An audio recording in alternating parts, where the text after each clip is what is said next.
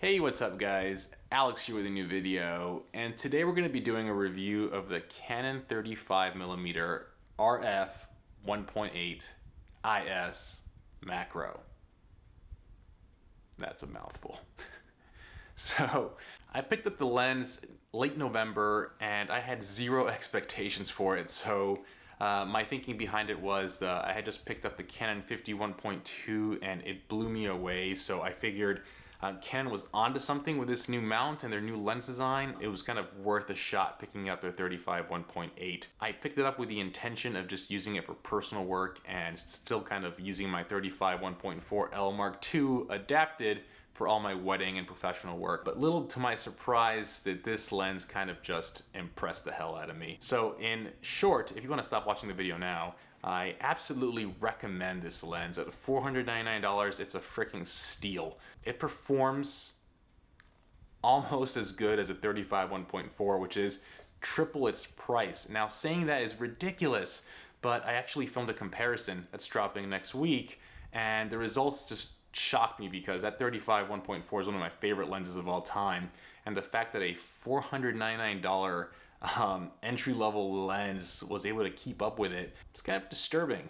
But it just goes to show you the direction Canon is going with their new glass, right? So let's go ahead and cover a few things with this lens. I want to cover my one big negative about it. I want to cover image quality, and I want to cover the IS. So those are the three topics we'll be talking about today. And as the video's going, I will be posting kind of pictures that I've taken with this lens for my personal use with my wife and during weddings, because I have started using this lens a lot throughout the wedding day. Now, we'll start off with a negative, since there's only one big one, and it is the way the lens focuses. So the lens has an external element that goes in and out, and its focusing accuracy is great. It's quick, but it's very audible. And I'll put some B-roll and kind of show you what it looks like. And it's loud, and it sounds like a cheap old lens. And because this lens is made out of plastic and it's so lightweight, you feel the motor just go in and out, in and out. And if you have the camera in continuous autofocus like I do, the lens is just constantly hunting, and it gets freaking annoying. But that's pretty much it. It's just annoying. It's not a pleasant sound. It doesn't feel good, just kind of feeling the motor going back and forth every single time. But yeah, that's my only complaint. I wish it was done internally. Maybe made the lens a little bit larger and have that kind of action happen inside so you don't see it or feel it as much. But Canon chose this route, and maybe it has to do with its macro capabilities.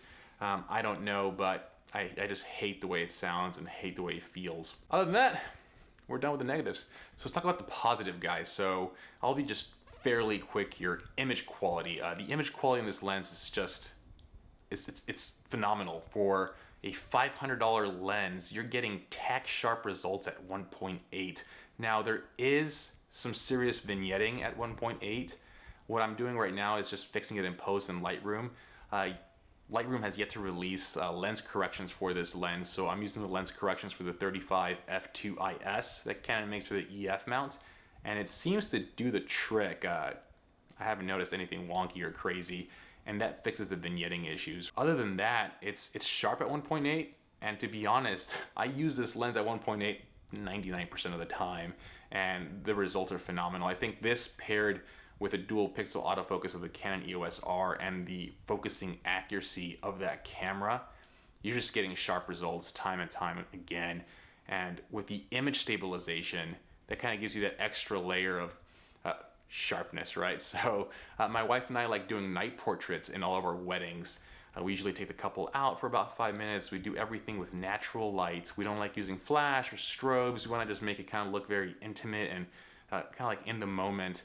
And it's usually a compromise between shutter speed and ISO. So it's nothing crazy for us to shoot at ISO 3200, kind of shutter speed 1/30th of a second, following kind of the reciprocal rule, right? Matching your shutter speed to the focal length of your lens. And that's done the job up until I bought this lens. So in December was the first time we actually used this lens professionally. Before then, it was just all personal work. And it was a night portrait. We were using the 35 1.4, we were using the 50 1.2. I had already gotten the shots I wanted, so I figured, hey, what the hell, let's give it a shot with this one and see what happens. And wow. I think it was at that point when I realized this lens is just so versatile because of the IS, the image quality, and its size. And ever since then, we've slowly incorporated it more and more into our workflow, and it's just become a workhorse. So I don't really care if I grab this one or the 35 1.4 Mark II anymore.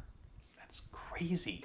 But that's what's happened. So to wrap up the review, at $499, this lens should be in every RF kit bag. I think it's this kit lens that Canon is shipping with the EOS RP, or there's an option to buy the Canon EOS RP with this lens. Regardless, if you own an RF mount camera right now, you should have this lens. It's affordable, it's a great performer, it's small, it's lightweight, has IS.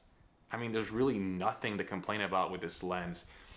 When you look at the competition out there, when you look at Nikon's 35 1.8, that's $800. When you look at the EF version of this lens, it's a little bit more expensive as well by $50 to $100. And then when you look at someone like Sony, they don't even have a 35 1.8 as an option. They have their expensive 1.4, or they have their 2.8, which is a pancake lens, but it's also a lot more expensive than this lens. So you're really kind of getting an amazing lens at a unique price point. And yeah, if you can't tell, I'm hyped about this lens. Canon's not paying me. I bought this with my own money, and yeah, it's become one of my most used lenses with the EOS R. But guys, quick review. If you want to see the comparison between the 1.8 RF and the EF 1.4 L Mark II, please subscribe. I'll be posting that video next week. Hopefully you enjoyed this video. Give it a thumbs up if you did. If you have any questions, please drop them in the comments below. I like answering all the questions and helping you guys out in your decision as you're looking at the EOS R, RP, or any of the lenses. So really enjoy doing that. But guys, thank you for watching, and I'll see you on the next one. Have a good one. Peace.